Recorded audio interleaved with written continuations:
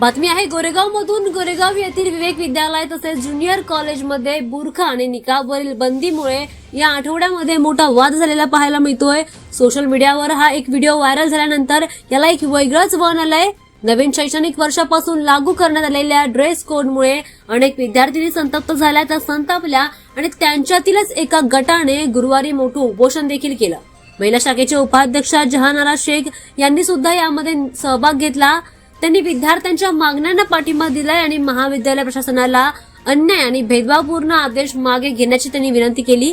निदर्शने विद्यार्थ्यांचं असं म्हणणं आहे की त्यांना वर्षानुवर्षे बुरका घालण्याची परवानगी आहे आणि ही अचानक बंदी त्यांच्या अधिकारांचं उल्लंघन करते, असं उपोषण करणाऱ्या एका मुलीने म्हटलंय।